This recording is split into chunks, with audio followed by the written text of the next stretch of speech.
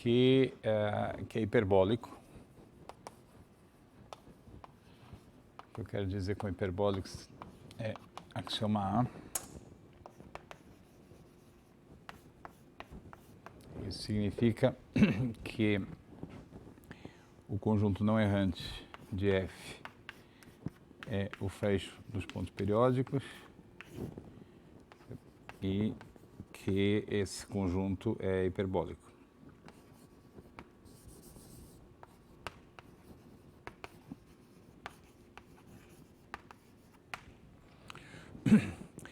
E sabemos que sempre que o fecho, já sabemos, por resultados anteriores, que sempre que o fecho dos pontos periódicos é hiperbólico, ele pode ser decomposto como uma união disjunta de conjuntos invariantes compactos. Cada lambda J invariante compacto e isolado.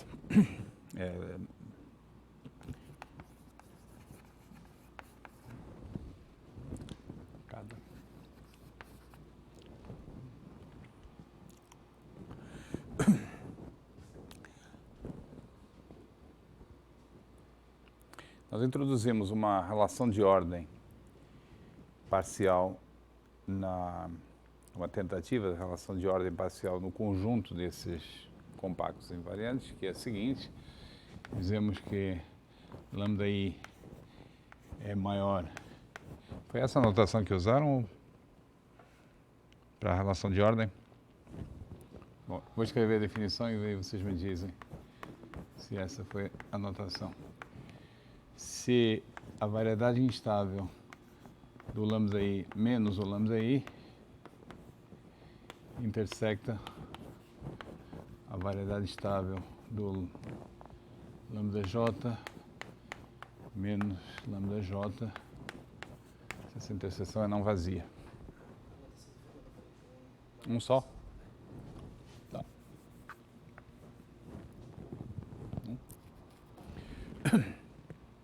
Bom, essa relação não é necessariamente uma relação de ordem. Nós chamamos ciclo. Um ciclo é uma família, um subconjunto do conjunto desses compactos invariantes. E 0 é lambda I1 até lambda IN.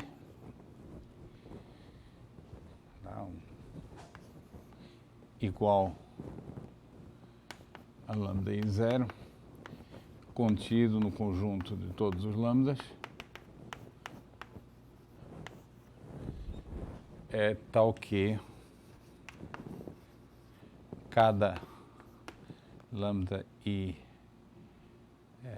alfa é maior que o lambda I alfa mais 1. Então temos lambda I0, que é maior que o lambda I1, que é maior que o lambda I2, etc., que é maior que o lambda IN menos 1, que é maior que lambda IN, que é o mesmo que lambda I0. Um ciclo. E uma observação simples é que, se não existem ciclos,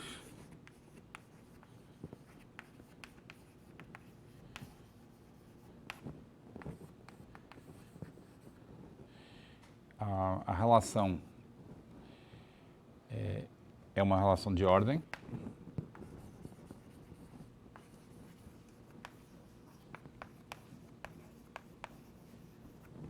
Parcial.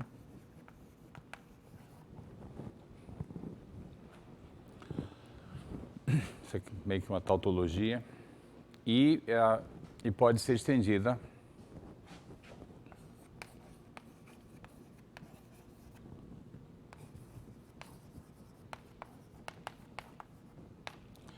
a uma relação de ordem total. Uma relação, vamos dar um nome, agora eu vou usar isso aqui, de ordem total.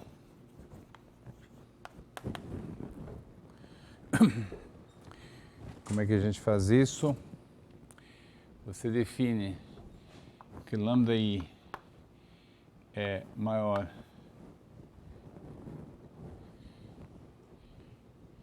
que lambda_j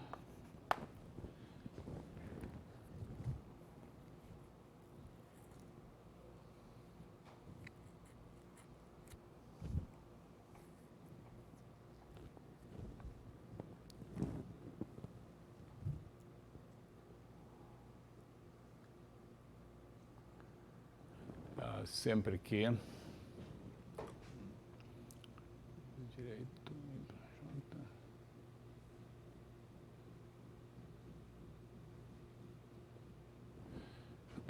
lambda_i é maior que lambda_j, se existem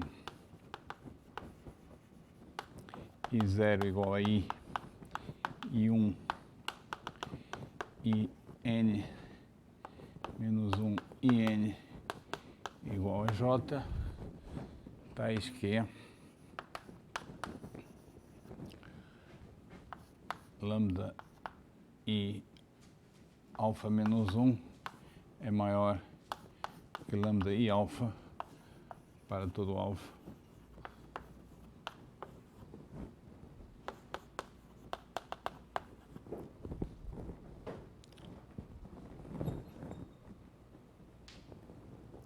E caso contrário,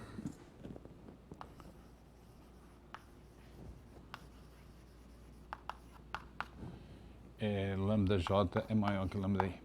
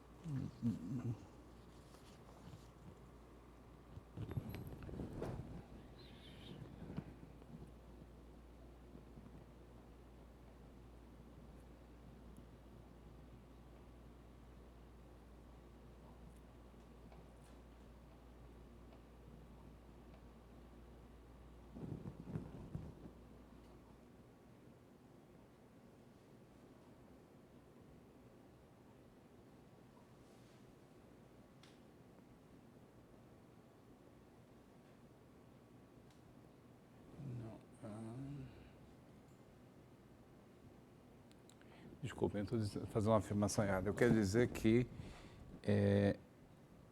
essa relação se estende, perdão, deixa eu corrigir aqui, se estende a uma relação de ordem parcial.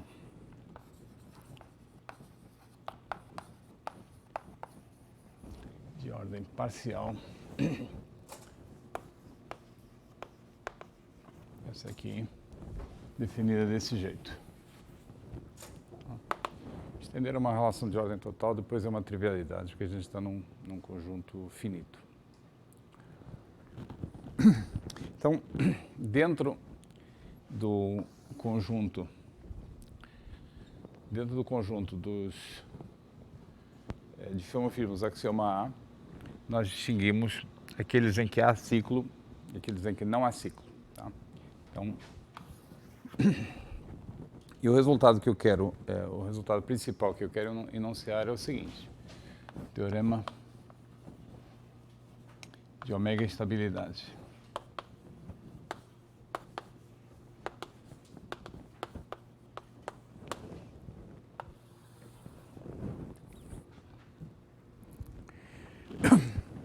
Se f é hiperbólico, se chama A, e não tem ciclos, e não existem ciclos,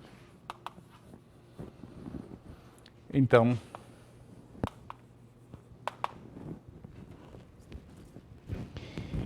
f é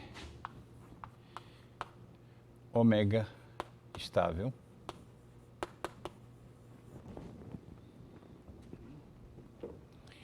E o que isso significa é que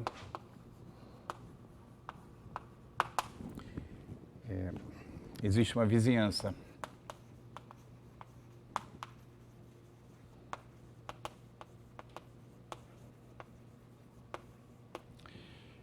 U dentro do espaço dos difeomorfismos de classe CK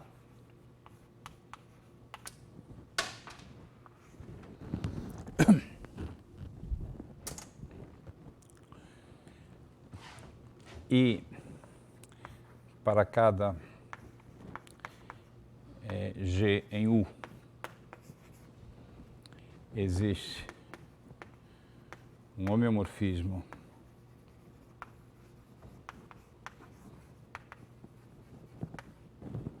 H do conjunto não errante de F para o conjunto não errante de G é tal que G composta com H igual a H composta com F. Ou seja, o homeomorfismo H conjuga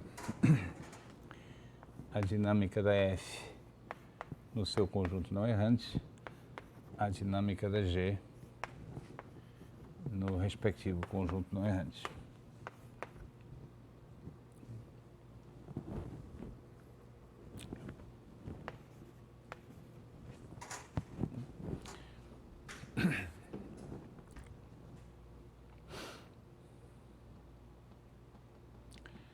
A gente está apontando para esse resultado.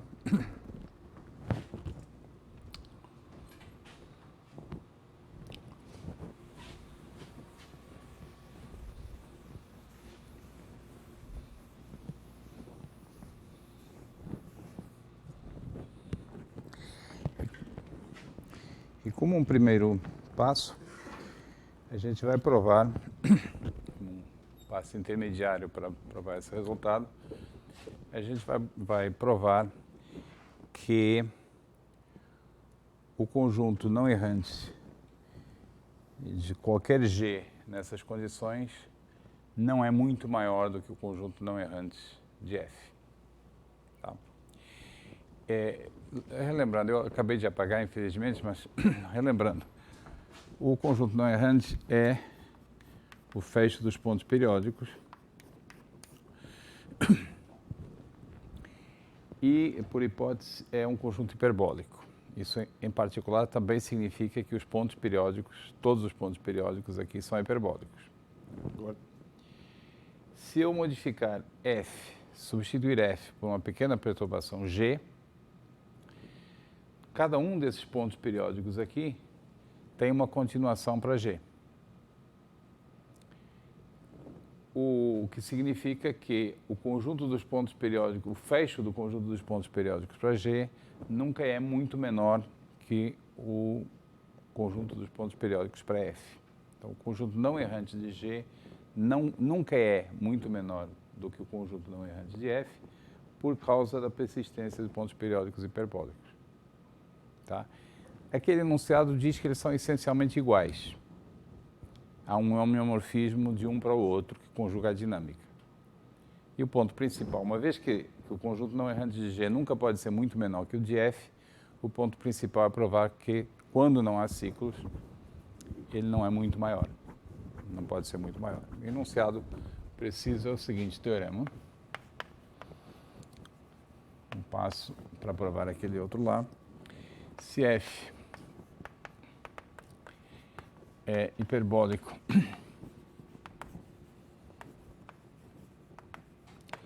e não tem ciclos, então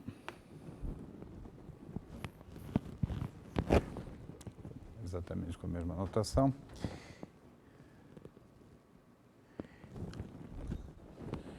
Então, para toda vizinhança V de ômega de f, todo aberto que contém ômega de f, existe alguma vizinhança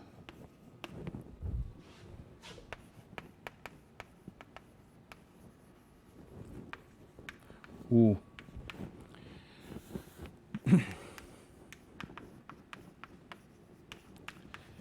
de f, tal que o conjunto não errante de G está contido em V para todo G de U. Então, você fixa uma vizinhança qualquer do conjunto não errante de F e para difeomorfismos suficientemente próximos do F, o conjunto não errante ainda está contido nessa vizinhança. É isso que eu quero dizer com a afirmação: o conjunto não errante de G não é muito maior do que o conjunto não errante de F. Tá? No sentido da topologia de Hausdorff. Ok? A gente vai começar a provar isso aqui.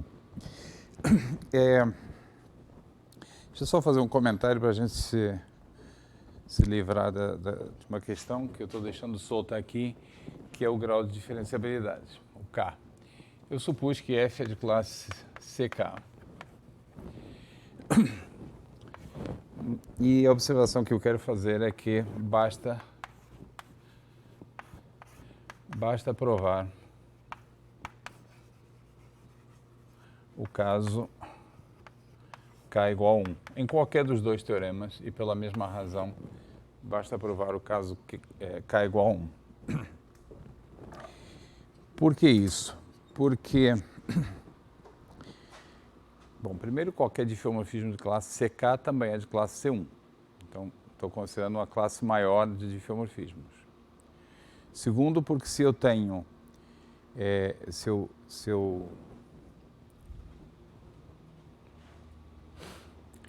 eu tenho uma vizinhança do U na topologia C1, com K igual a 1, tomando a interseção dela com o espaço dos difeomorfismos de classe CK, eu tenho uma vizinhança do F na topologia CK. Tá?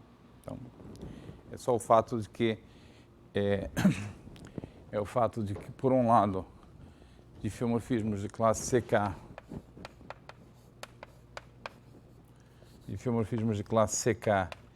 está contido em difeomorfismos de classe C1. Tá? Isso aqui está contido aqui. E essa inclusão, a aplicação à inclusão é contínua.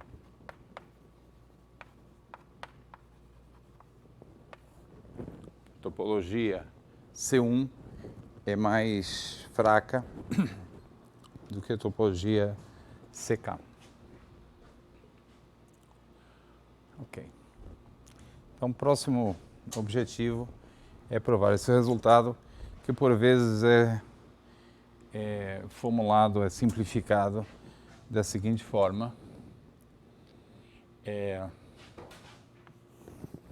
Não existem ômega explosões. Se você tem um difeomorfismo hiperbólico sem ciclos, o conjunto ômega limite de qualquer perturbação não é muito maior, não pode explodir.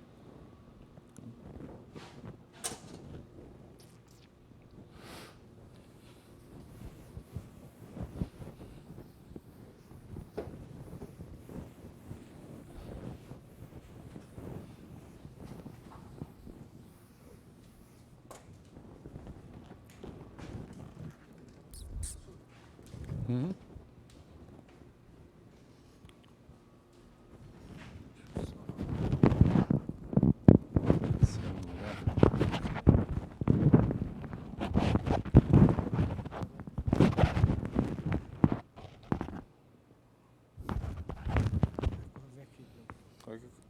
Você me avisa, eu ajeito.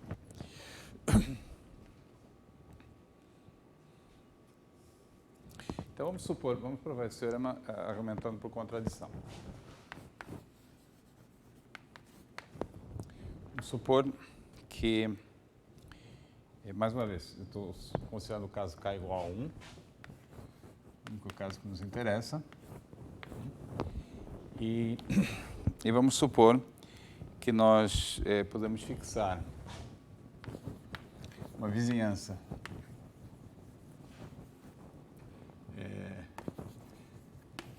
V0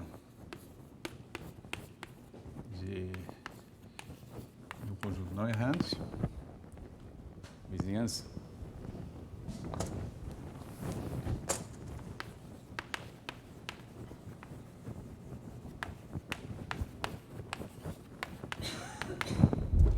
e uma sequência Gn, deixa eu manter a anotação, Gn convergindo para F,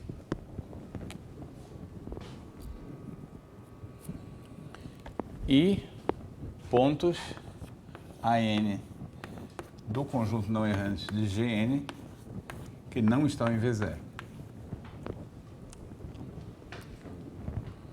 O conjunto não errante não está contido em V0. Podemos supor, por compacidade, podemos supor que o AN, a sequência N, converge para algum ponto, B, tomando subsequência.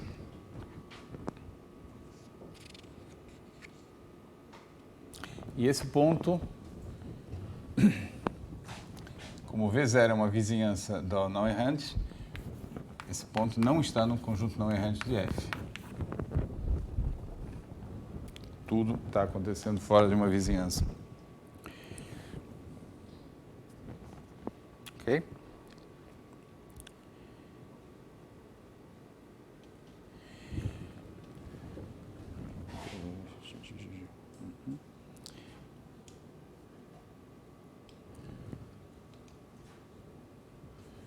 Agora, cada um dos ANs está contido no conjunto não errante de Gn e, portanto, como a N está contido no conjunto não errante de Gn, existem pontos Xn convergindo Xn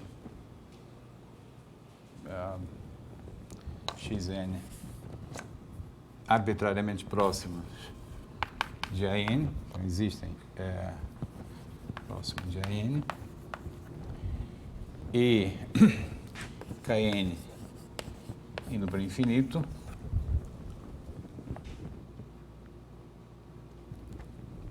tais que G, Kn e Xn converge, está próximo de AN. Vou fazer uma figura. Isso aqui é só a definição de conjunto de ponto não errante.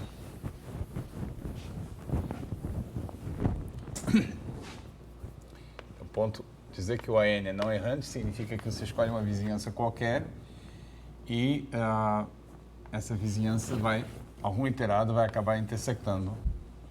Tá? Isso aqui é G, N, Kn. Alguma vizinhança vai acabar, algum iterado vai acabar intersectando. Então, você escolhe um ponto aqui, Xn, cuja imagem regressa aqui, G, Kn e Xn. E é isso que eu estou escrevendo aqui.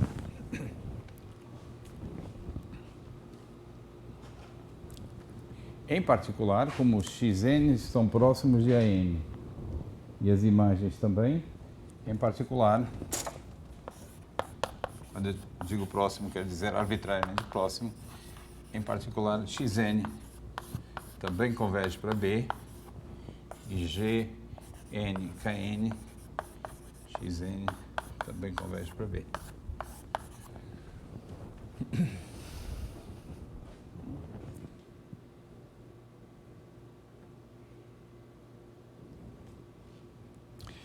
Eu vou enunciar agora um lema técnico. A gente vai deixar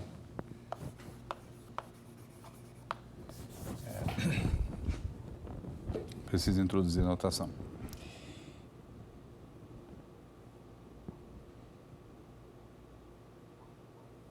Ok.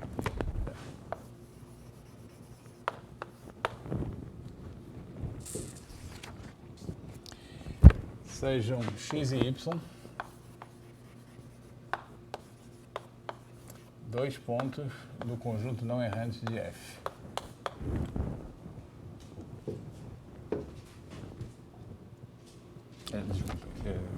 Que não estão no conjunto não errante.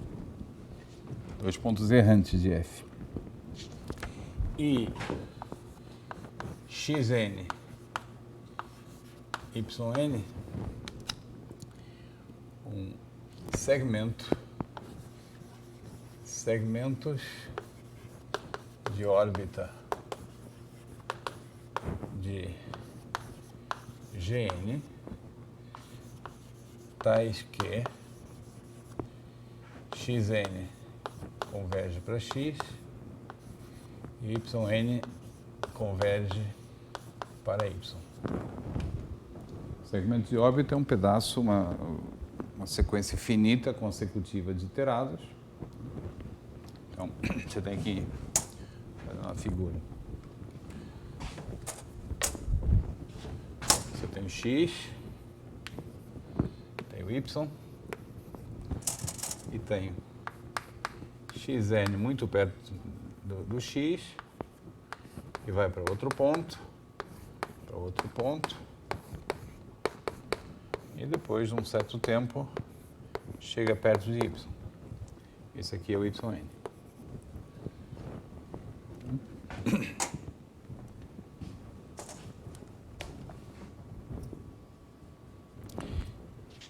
Suponha que x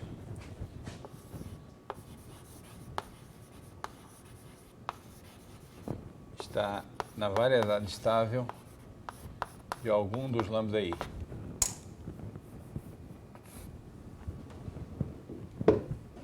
De algum. Para algum i. Quer dizer que a órbita, o conjunto limite futuro de x, o conjunto ômega limite de x está contido em lambda i. A afirmação é que, então,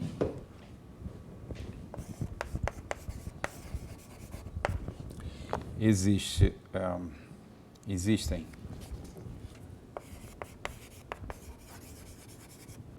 z na variedade instável do lambda i menos o conjunto não errantes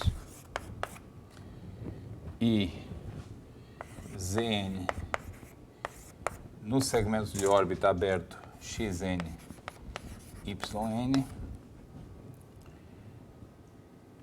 tais que a sequência dos Zns converge para Z. Vou interpretar esse enunciado. Vou pegar isso aqui.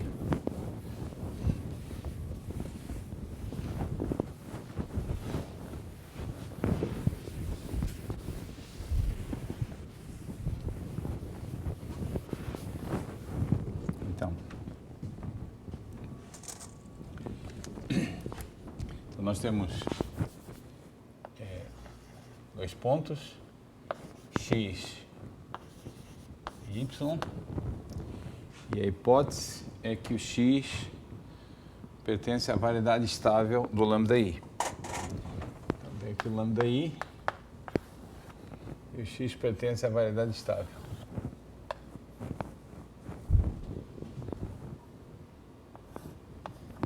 Lambda i. E temos segmentos de órbita, xn, indo de perto do x para perto do y.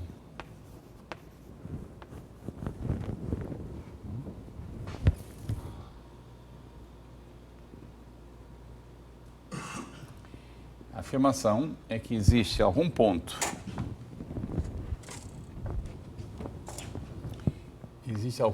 z na variedade instável do lambda-i e existe nesse segmento entre xn e yn existe algum ponto zn próximo do z. Okay? Essa é a afirmação. Você tem uma sequência de trajetórias se aproximando do x no início e do y no final, então você tem que passar perto de algum ponto da variedade instável do lambda-i.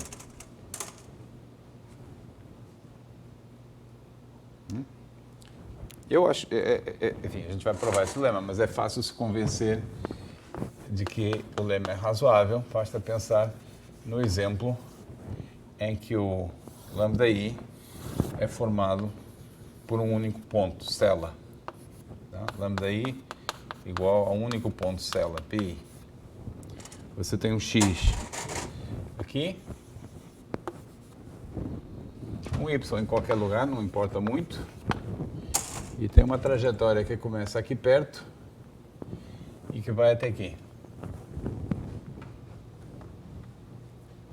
O y está lá longe, não sabemos nada sobre ele, mas sabemos que a trajetória começa aqui perto.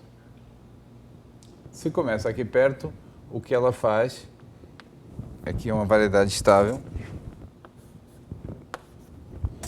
se começa aqui perto, o que ela faz necessariamente é algo como isso, porque isso aqui é um ponto célula. Estou usando, por exemplo, o teorema de Hartmann-Grobner. Eu posso fingir que a dinâmica aqui é uma dinâmica linear. Então, a trajetória, esse pedaço de trajetória que começa em xn tem que se comportar desse jeito. Eu fixo um domínio fundamental aqui. Você tem que ter algum ponto da trajetória passando num ponto próximo do domínio fundamental. E é assim que eu encontro Zn. Tá? Essa é a ideia, porque que o lema é verdadeiro. Tá, nós vamos temporariamente aceitar o lema e ver como é que ele gera, como é que ele produz o resultado.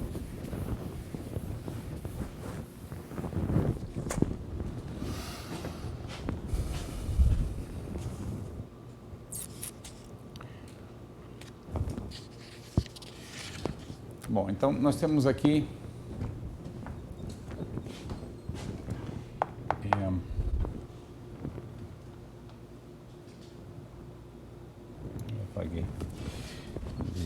apagado, só ressuscitando. Nós temos uma sequência xn convergindo para A e temos kn indo para infinito. Então que gn kn de xn, isso aqui eu vou chamar de yn, também converge para estar perto de A.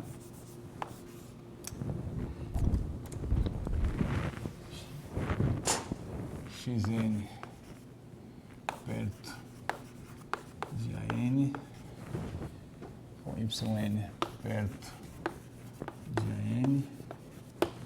Então, xn converge para um ponto B e o yn também converge para um ponto B. O pedaço de trajetória entre xn e yn é um pedaço de trajetória. E esse ponto B é um ponto não errante.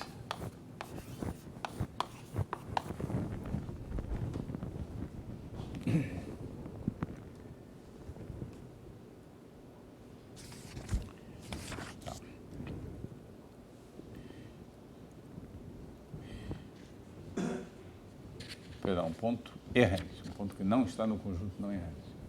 Ora, nós sabemos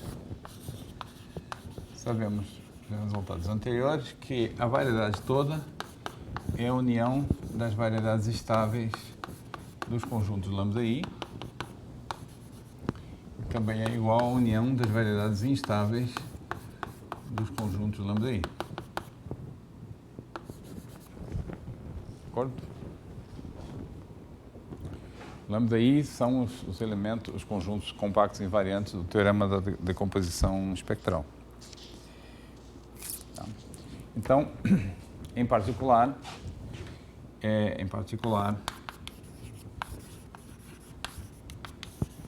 B, esse ponto B aí, está na variedade estável de algum lambda-i.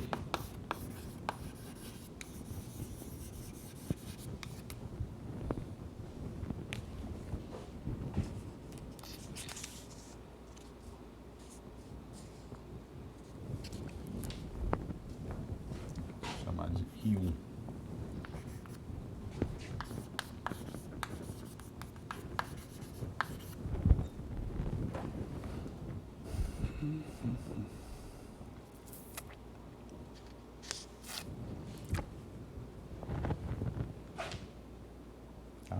Vamos fazer a figura. Temos o B, temos um pedaço de trajetória xn, yn,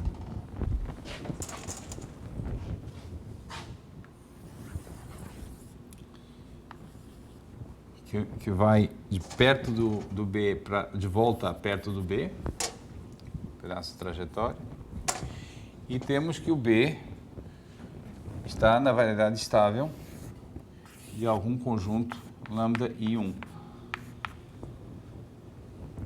Vamos chamar esse B de B1.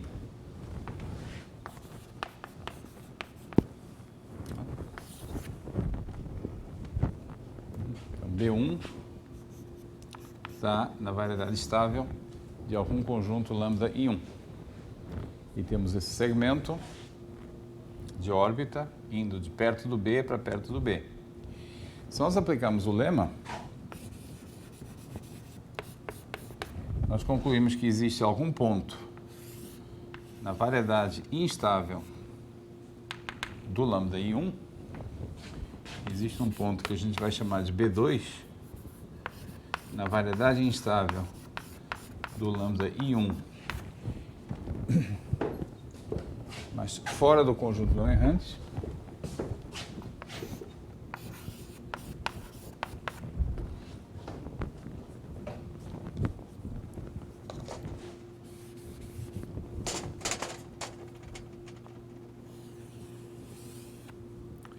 e existe um Zn e Zn no segmento de órbita entre xn e yn, arbitrariamente perto de B2.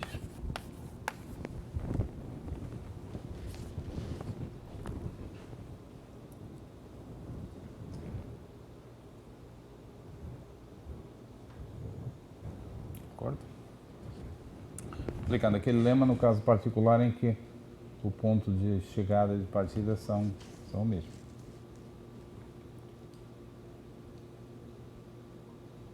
Okay.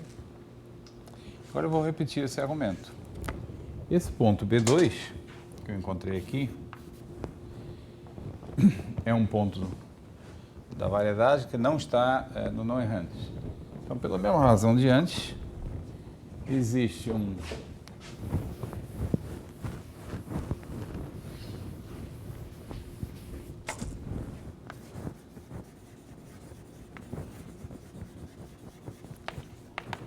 algum I2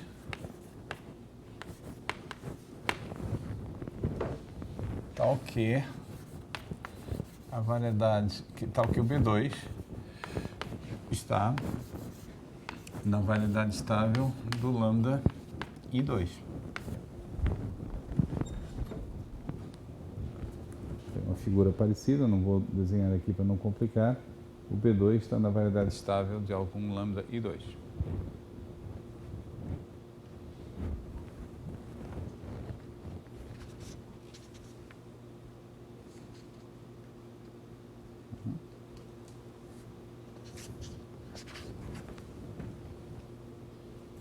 E agora eu vou repetir o argumento. Então, existe B3 na variedade instável desse lambda I2 menos o conjunto não errante.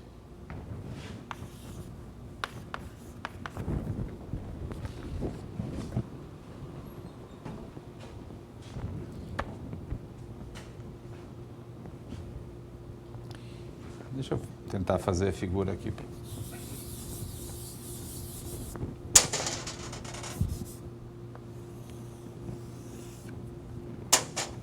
Zn. Agora o B2 está na variedade estável de algum lambda I2. Então, pelo mesmo lema, existe um B3 na variedade instável do lambda I2 e existe algum momento em que essa trajetória passa perto do B3. E existe Zn' no segmento de trajetória entre o Zn e o Yn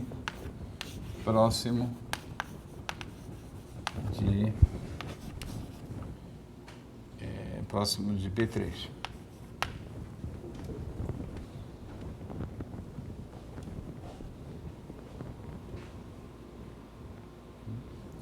Esse pedaço, segmento, aplicando de novo o lema, agora com o B2 como ponto de partida e o B1 como ponto de chegada, tenho que a trajetória tem que passar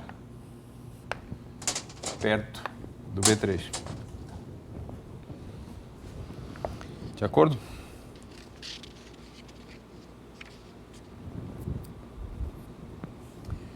Agora, de cada vez que a gente faz isso, a gente usa um dos lambdas, um dos compactos invariantes da decomposição espectral.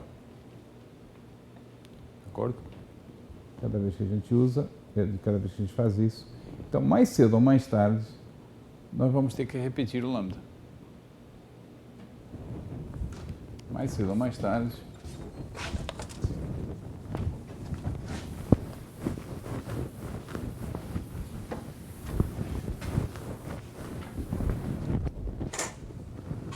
em algum momento, como o conjunto dos lambdas é finito,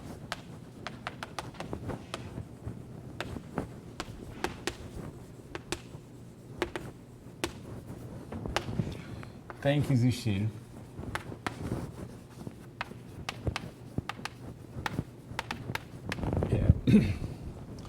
n maior ou igual que 1 e p maior ou igual que 1, tais que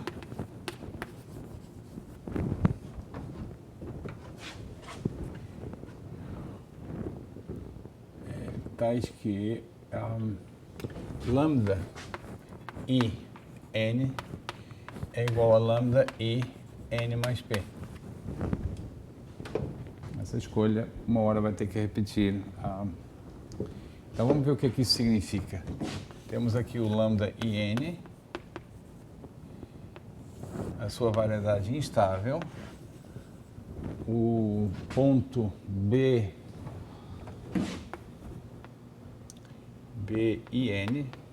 talvez BIN mais 1, BIN mais 1. Depois, o lambda IN mais 1, ponto B e n mais 2 na respectiva variedade instável, e assim sucessivamente até, aqui está na estável, até que voltamos ao lambda in com um ponto B e n mais P na variedade estável do lambda n, que é igual ao lambda e n mais P. De acordo? E lembrando, cada um desses pontos aqui está muito perto dele, passa um elemento daquela trajetória.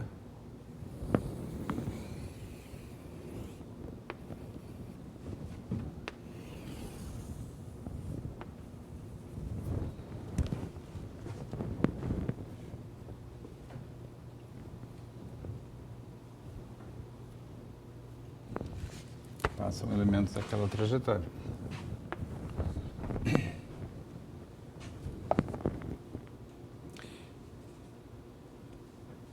Mas mais do que isso,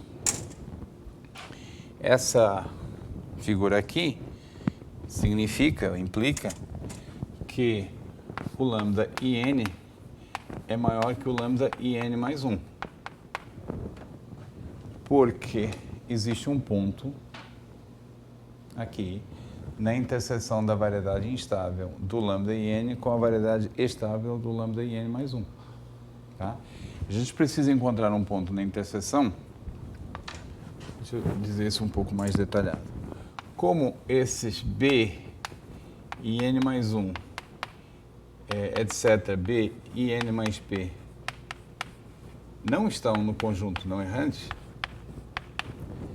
isso aqui implica que o lambda in é maior que o lambda in mais 1, que é maior que o lambda in mais 2, maior que o lambda in mais p, o qual é igual ao lambda in. Eu estou fazendo isso com muito cuidado, quero enfatizar que a relação de ordem é lambda i, a relação lambda i, essa relação maior, é se a variedade instável do lambda i menos o lambda i intersecta a variedade estável do lambda j menos o lambda j. A gente quer uma interseção entre a variedade instável do primeiro conjunto e a variedade estável do segundo, fora dos respectivos conjuntos. O ponto de intersecção tem que estar fora dos conjuntos. Mas aqui isso é garantido porque de cada vez que a gente encontra esses conjuntos B, eles estão fora do conjunto não errante. Tá? Então, temos um ciclo.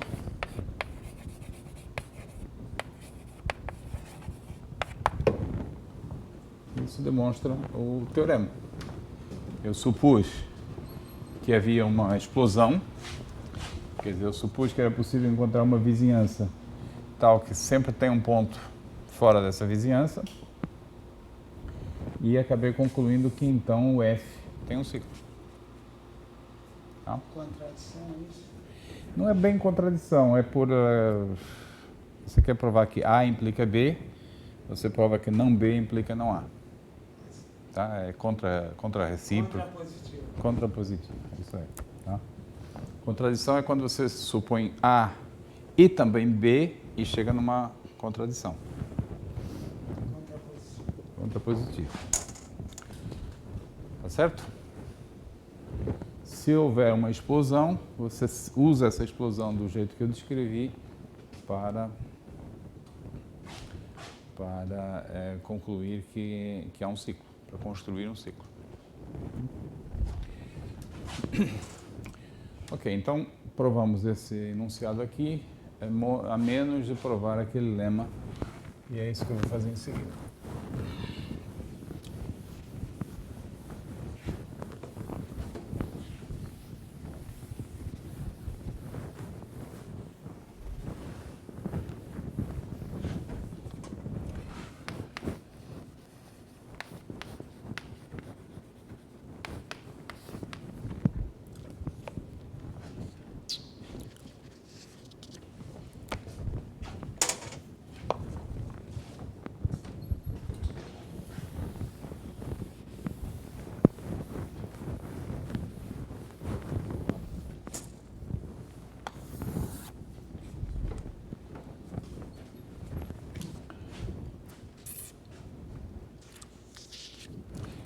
novo, a figura é essa, temos x, y,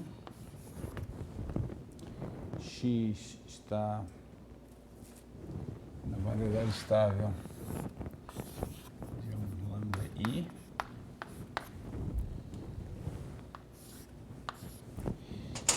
temos um segmento de trajetória que vai de x até y, e nós queremos mostrar que ele passa perto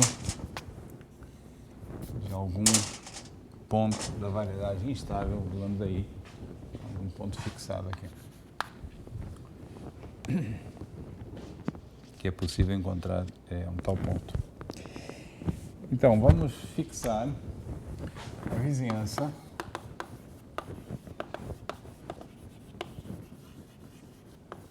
compacta U de lambda i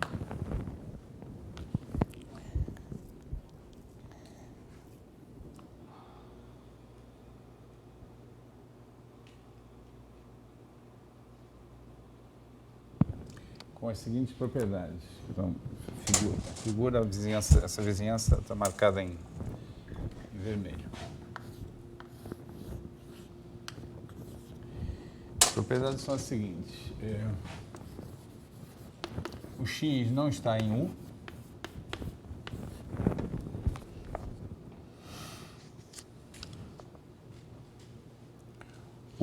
A interseção com lambda j é vazio para todo j diferente de i. E f de U, interseção lambda j, também é vazio para todo j diferente de U, diferente de i. Vizinhança suficientemente pequena do lambda i para não intersectar, nem ela nem a sua imagem intersectarem os demais lambda j. Vamos chamar Pn o ponto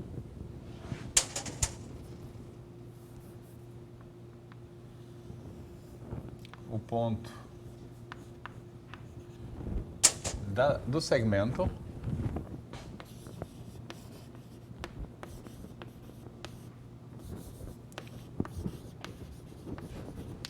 de xn, yn mais próximo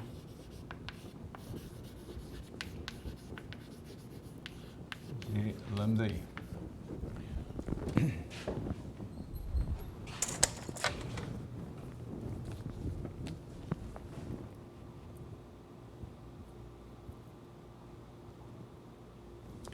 Agora, x está na variedade estável do lambda i. Então, x, se você iterar 17 vezes, vai ficar muito perto do lambda i. O xn está tão perto quanto você quiser do x.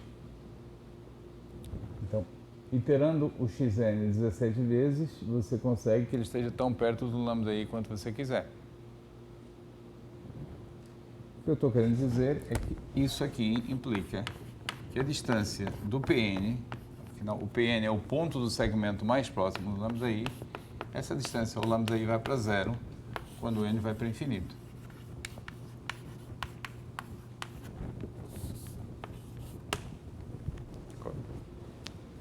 Você pode encontrar pontos do segmento de trajetória tão perto do lambda i quanto você quiser.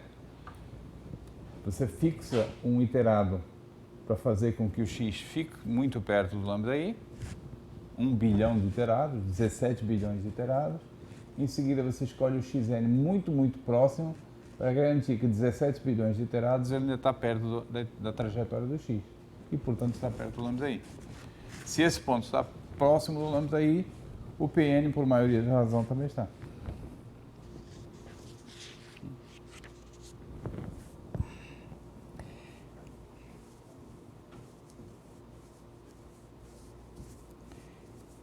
Bom, implicitamente eu usei o fato de que Gn, isso aqui é uma trajetória por Gn, tá? Isso aqui a interação é por Gn, mas Gn está próxima de F. Também está arbitrariamente próxima de F. Em particular, isso implica, em particular, Pn está no segmento aberto Xn, Yn. Para n grande. O Xn está lá convergindo para o x, o Yn convergindo para o y, os dois estão longe de lambda_i, portanto o Pn não pode ser nenhum desses dois, para n grande.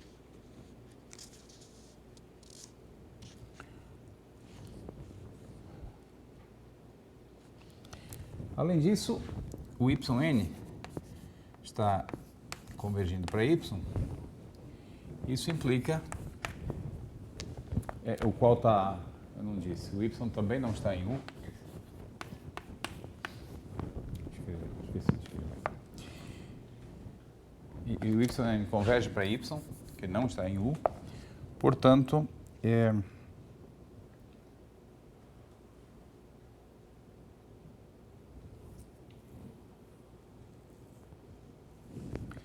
existe Mn maior ou igual que 1, tal que Pn, G de Pn, G2 de Pn, até Gmn menos 1 de Pn está em U, mais Gn Mn de Pn não está em U.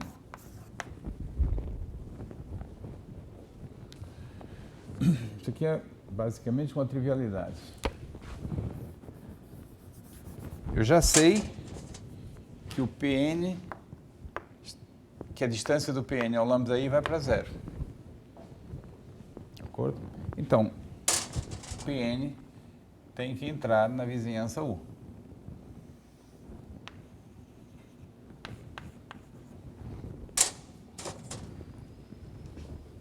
De acordo? Para n suficientemente grande. O tempo todo estou supondo que n é suficientemente grande. Se a vizinhança foi fixada, Pn tem que entrar na vizinhança U. Mas, por iteração, Pn vai acabar chegando, os iterados vão para perto do y, o qual não está em U. Portanto, a trajetória do Pn, uma hora, sai do U. E é só isso que eu estou dizendo. Existe Pn, existe um iterado maior ou igual que 1, tal que, para esse iterado, a trajetória do Pn, então, aqui, por exemplo, está Gn Mn de Pn, por exemplo. Ok? Essa afirmação é y não está em U. O yn é um iterado do Pn. Então, mais cedo ou mais tarde, a trajetória do Pn tem que sair de U. É só isso que eu estou dizendo.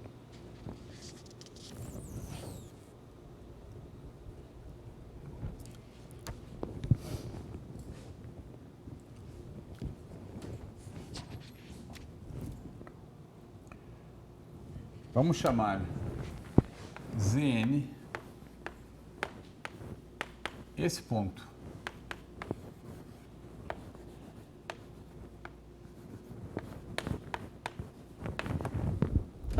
O primeiro momento em que a trajetória do Pn sai de U.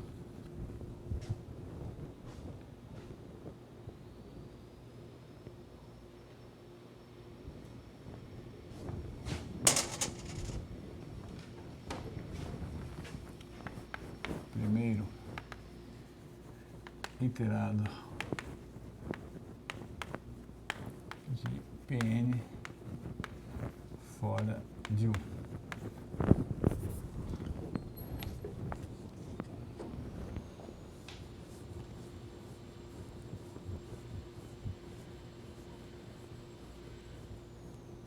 De novo, U é uma vizinhança muito pequena. Até o iterado anterior, a trajetória estava dentro do U. Essa é a primeira vez que sai. Então, esse ponto aqui ainda está perto do lambda I. Acabou de sair da vizinhança U, ainda está perto do lambda I. Então, o Zn está no segmento Xn, Yn, aberto. Tá bem.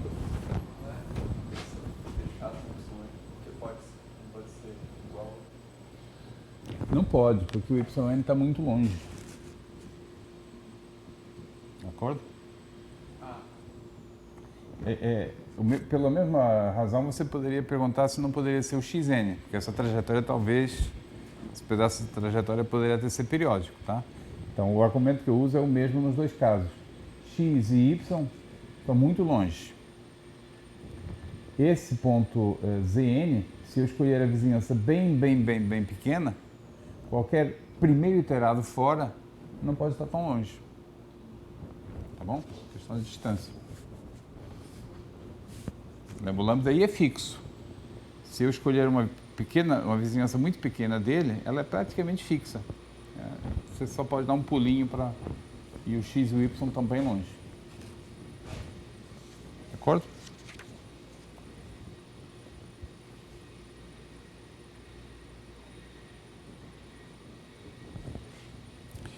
Bom, como o Pn converge, uma sequência Pn converge para lambda I, outras palavras, a distância converge para zero, o tempo que demora, o Pn está cada vez mais próximo do lambda I, o qual é fixo. O tempo que demora para ele escapar do U, eu disse que é um tempo maior ou igual que 1, mas de fato é um tempo que vai para o infinito.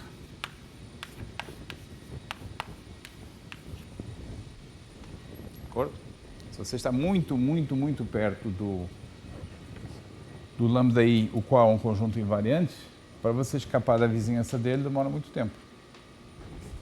Eu estou confundindo um pouquinho aqui, porque eu tenho dois sistemas dinâmicos acontecendo. Tenho o F, para o qual o lambda I é fixo, e tenho o Gn, para o qual o lambda I não é exatamente fixo. Mas isso não afeta o meu argumento, porque se o n é grande, o Gn está muito perto do F. Você tem um ponto muito perto do lambda I, o qual é invariante para F, e você tem um diffeomorfismo Gn muito perto do F, então a trajetória para o Gn demora muito tempo para sair do zero. De acordo?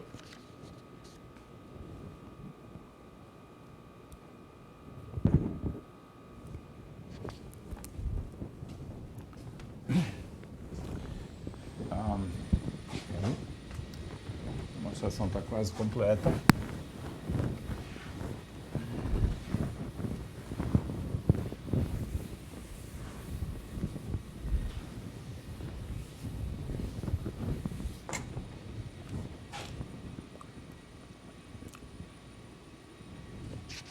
Observem também que, como nós supusemos que f de u, lambda j, é diferente do vazio, é igual ao vazio, isso implica que Gn de u interseção lambda j também é vazio. Esse aqui é para j diferente de i, é tudo j diferente de i, se n é suficientemente grande.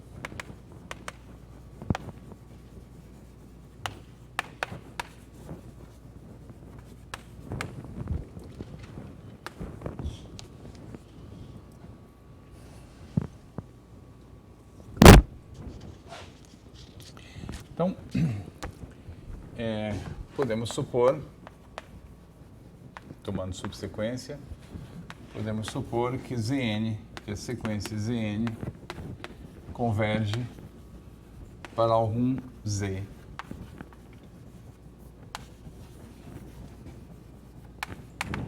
Lembra que o que nós queremos é verificar isso aqui. Tá? Nós já encontramos o ponto Zn do segmento de órbita. É o primeiro momento em que a órbita sai do U.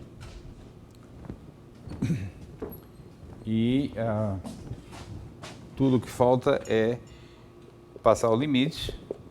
A existência do limite é só um argumento de pontos de acumulação.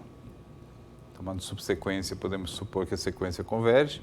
E agora resta verificar que Z está na variedade instável do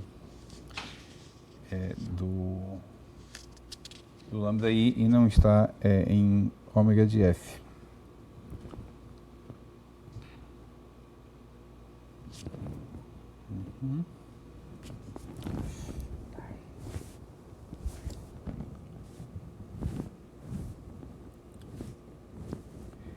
Então, primeiro, por que Z não está no conjunto não errante?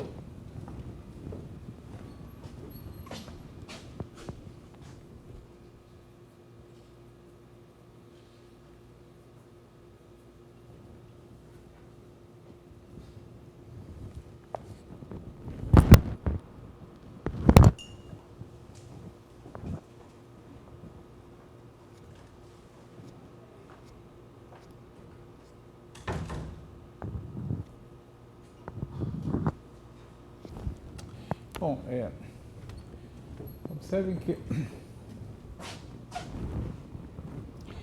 Z não está em U, de acordo? Por construção, ele é o primeiro momento em que a trajetória sai do U,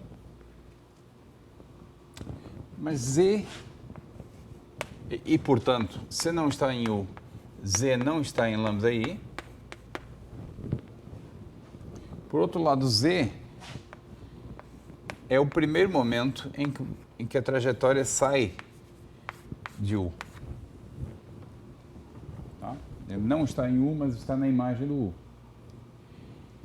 E essa última aqui implica que Z não está em lambda J para nenhum J diferente de I. Essa observação aqui. Então, o coitado do Z nem está no lambda I, porque a gente teve o cuidado de escolhê-lo fora da vizinhança, nem está nos demais lambda J, porque a gente teve o cuidado de escolhê-lo relativamente próximo do lambda I e, portanto, evitando os outros lambda J. E isso implica que Z não está no ômega de F.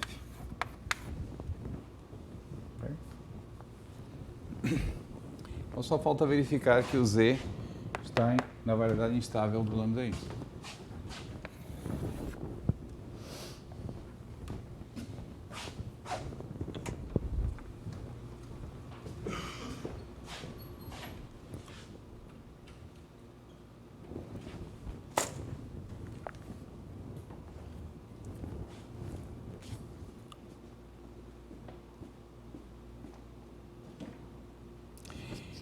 Para isso, a gente observa o seguinte: Gn menos I de Z,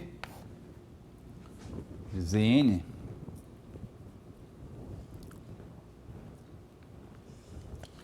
está em U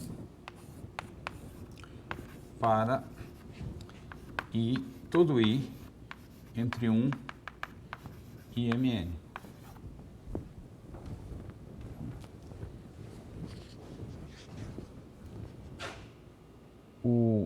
O Z é o primeiro momento da trajetória em que essa trajetória que começa aqui no Pn, durante Mn iterados, ou Mn menos 1, durante Mn iterados fica dentro do U, esse é o primeiro momento em que sai. Então, se você pegar esse ponto e andar para trás pelo G, você tem Mn iterados aqui dentro do U. Essa afirmação é exatamente essa aqui. É a mesma coisa.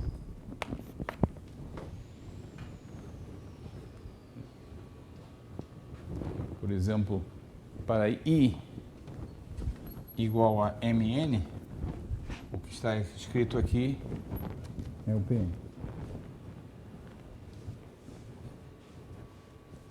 De acordo? Dar um zoom na figura. Um zoom na figura, aqui tem o Pn. Aqui tem o Zn. Zn é GnMn de Pn.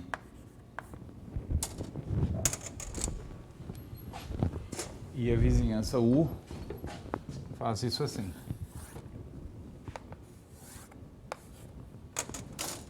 Aqui estão os demais iterados.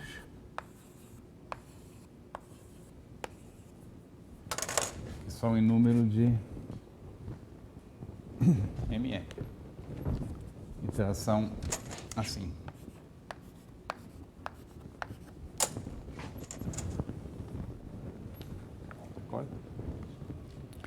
Todos esses iterados estão em U. E lembrem que o Mn vai para infinito.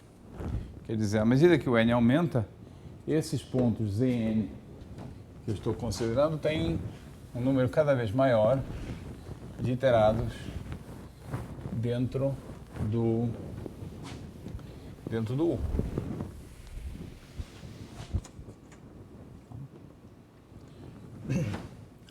Como o Mn vai para o infinito e o Gn vai para F, eu concluo o seguinte: F menos I de Zn vai para Z. Concluo que F menos I de Z está em U para todo I maior ou igual que 1.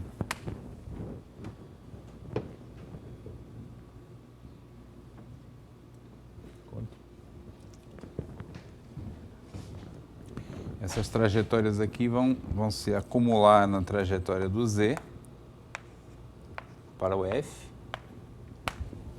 E como elas são pedaços cada vez mais longos de trajetória dentro do U, segue que toda a órbita negativa do Z para F está contida em U.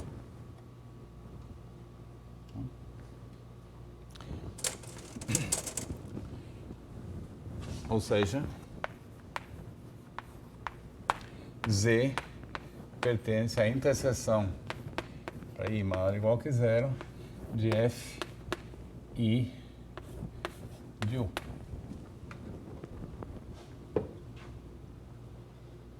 Eu não deveria estar usando a letra I, porque ela já tem um significado. Deixa eu mudar aqui para L. L e L. Agora, o U é uma pequena vizinhança daquele conjunto lambda I, o qual é compacto, invariante e isolado. Como o U é isolado, o lambda I é isolado, maximal invariante, nós temos que a interseção dos iterados dessa pequena vizinhança é a variedade instável do lambda I. Ele está contida na variedade instável do lambda I. É a variedade instável local do lambda I. Qualquer ponto, quando você tem um conjunto isolado, qualquer trajetória que fica para sempre perto desse conjunto isolado está na variedade estável, e qualquer trajetória que fica para sempre perto por iterados negativos está na variedade instável. Tá? Então acabou a prova. Acabou a prova do Lema. As duas coisas que eu tinha que provar eram que esse Z obtido desse jeito é um ponto errante e está na variedade instável do lambda I. Não? Professor, é só uma pergunta. O livro, autor. Desculpa, esse livro foi indicado como referência. Eu vou colocar aqui para você. É o livro do Lan Wen. Deixa eu explicar o que eu estou fazendo aqui. O Fernando falou bastante, eu acho, falou de filtrações.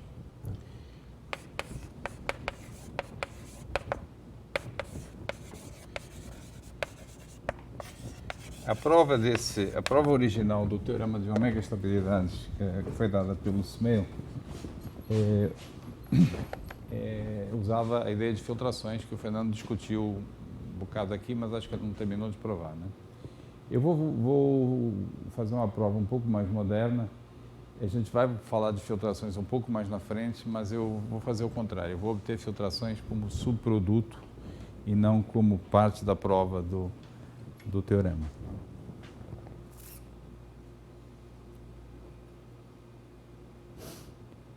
Essa é uma prova do Pugh e Shub, foram alunos. O Shub foi aluno do Smale.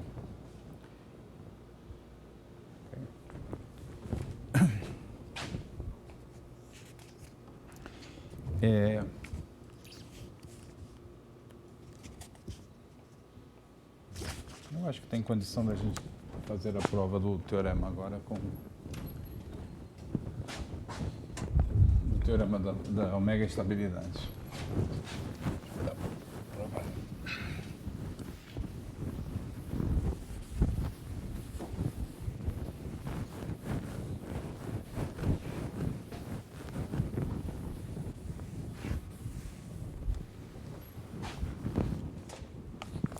Então agora, demonstração do teorema de omega estabilidade.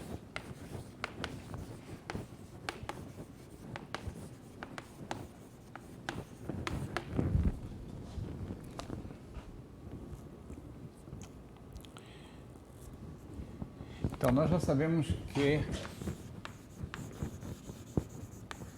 ômega de F, por ser o fecho dos pontos periódicos, é isolado. Quer dizer que existe uma vizinhança dele, tal que ele é o maximal invariante. Tá? Existe o U, vizinhança de ômega de F, tal que a interseção N em Z de Fn de U o conjunto não é errante.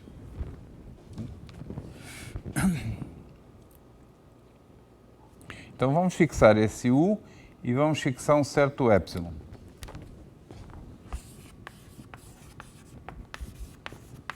Pequeno.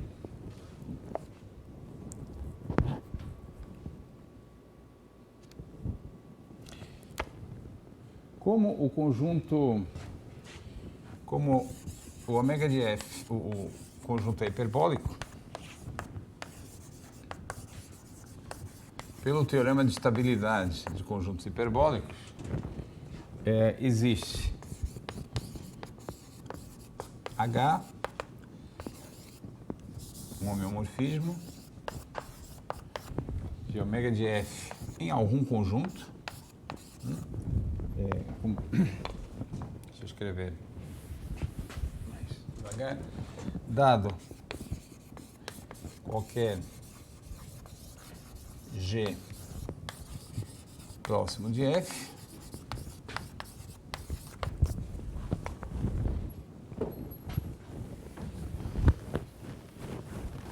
o que eu estou escrevendo agora é o teorema de estabilidade de conjuntos hiperbólicos.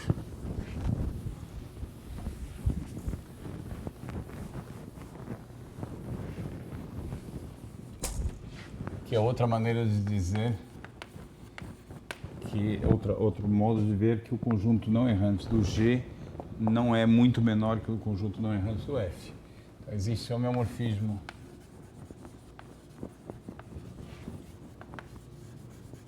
H do não errante de F em algum conjunto gama G, H depende de G também.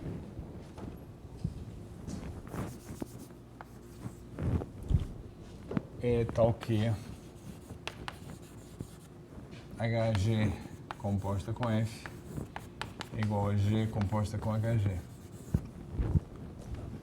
O gama G é a continuação hiperbólica do ômega de F para essa perturbação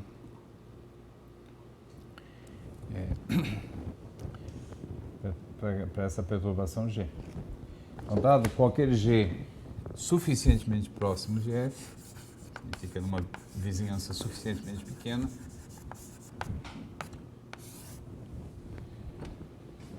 nós temos essa conjugação do ômega de F ao gama G e se o G está próximo de F, esse HG está próximo da identidade.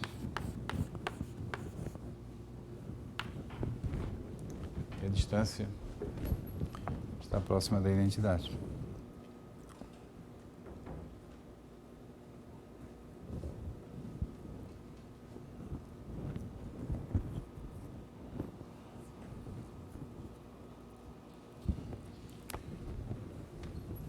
Essa é a primeira peça da demonstração do teorema de ômega estabilidade.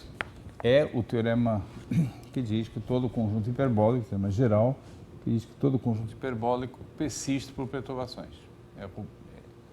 Tem uma continuação e em cima dessa continuação γ G a dinâmica é a mesma. A outra peça é esse teorema aqui. Isso aí diz, talvez valha a pena aqui observar, γ de G está necessariamente contido no ômega de G. Por exemplo, porque pontos periódicos são densos aqui, conjugação leva pontos periódicos em pontos periódicos, portanto, pontos periódicos são densos aqui, portanto, o γ de G está contido no fecho dos pontos periódicos de G, o qual está contido em ômega de G. Tá? Então, de novo, o conjunto não errante do G não é muito menor do que o conjunto não errante do F, porque ele contém a imagem do conjunto não errante do F por esse homeomorfismo próximo da identidade. Tá? Essa é a metade fácil da prova, fácil entre aspas da prova. A metade difícil está aqui.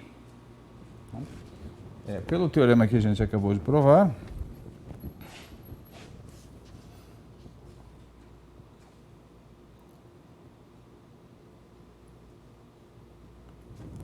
pelo teorema 1,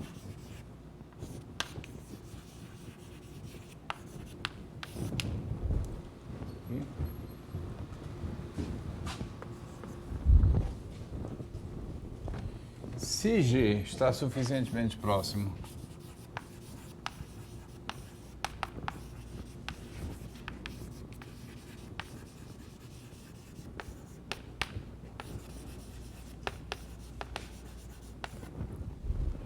de F,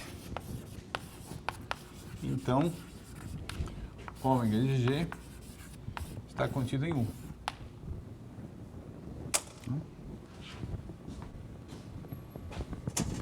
Vejam que são desigualdades ao contrário. Essa aqui diz que o ômega de G não é grande e aquela lá diz que ele não é pequeno. Então o que resta fazer é provar a seguinte afirmação: γ G é igual ao ômega de G.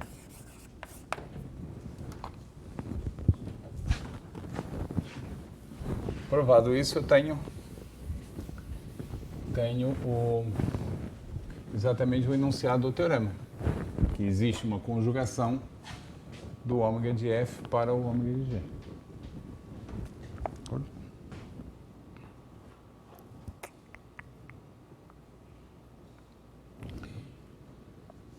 Então, um lado eu já observei que é verdadeiro, resta provar que ômega de G está contido em γ G. Deixa eu repetir isso aqui. gama G, como pontos periódicos são densos aqui, eles também são densos aqui, isso prova essa implicação e essa aqui é trivial.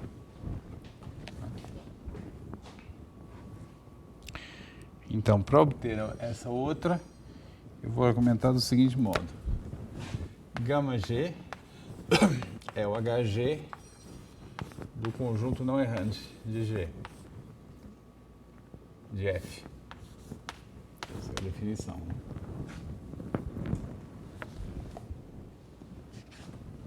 Que também é igual ao HG dos pontos periódicos, do fecho dos pontos periódicos de F.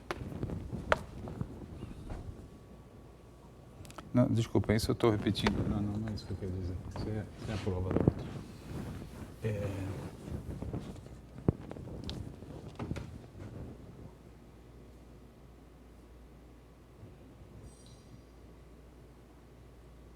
Ah, sim, claro. U é uma vizinhança isolante para ômega de F. Ômega de F é o maximal invariante dentro dessa vizinhança. O teorema da variedade, o teorema da continuação hiperbólica também diz que gama de G é o maximal invariante dentro de U.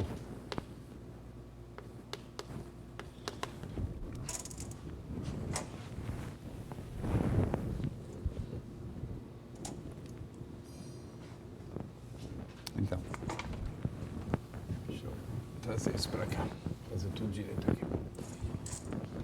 Então, primeiro fato, gama G está contido, isso é o que eu já tinha escrito, só estou reescrevendo aqui, no fecho dos pontos periódicos de G, o qual está contido em ômega de G. Isso dá a primeira desigualdade. Tá? Primeira desigualdade. Agora a segunda. Ômega de G é conjunto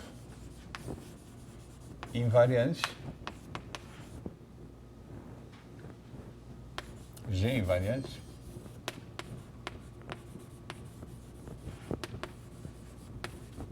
Contido em U.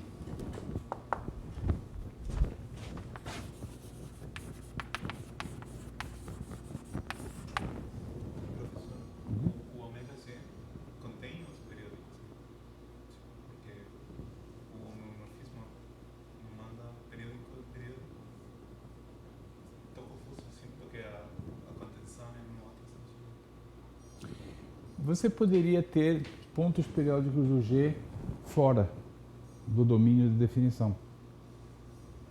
Tá? Então, como é que é o argumento aqui? Deixa eu detalhar isso aqui. Gama G é a imagem do ômega de F, que é igual à imagem dos pontos periódicos de F.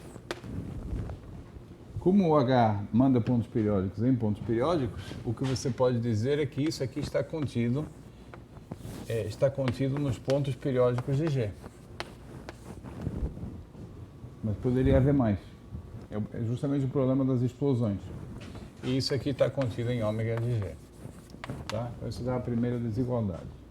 A segunda, ômega de G é um conjunto invariante contido em U, logo ômega de G está contido na interseção dos iterados da U, todos os iterados da U. Tá. E essa interseção, pelo teorema de continuação de conjuntos hiperbólicos, é exatamente o gama de G. Tá. Continuação de conjuntos hiperbólicos isolados. Se você tem um conjunto hiperbólico, perturba o difeomorfismo, sempre existe a conjugação, é essa continuação. Se você começou com um conjunto isolado, a continuação é isolada também. Tá? Aqui eu estou intervindo a hipótese de que lambda, de que o fato de que ômega F é isolado para F. É conjunto isolado para F. Todo conjunto hiperbólico tem uma continuação, e a continuação de um conjunto hiperbólico isolado é um conjunto hiperbólico isolado. Então, provei as duas inclusões, terminou a prova. Tá? A moral da história aqui é a seguinte, eu vou repetir só para... é o mais importante a lembrar. Conjuntos não errantes nunca podem encolher subitamente, não existem implosões de conjuntos não errantes. Tá? E esse teorema aqui diz que se você supuser que não há ciclos, também não existem explosões. E, essencialmente, o teorema de ômega estabilidade é uma combinação desses dois fatos. Combinação meio bobinha desses dois fatos que eu escrevi aqui.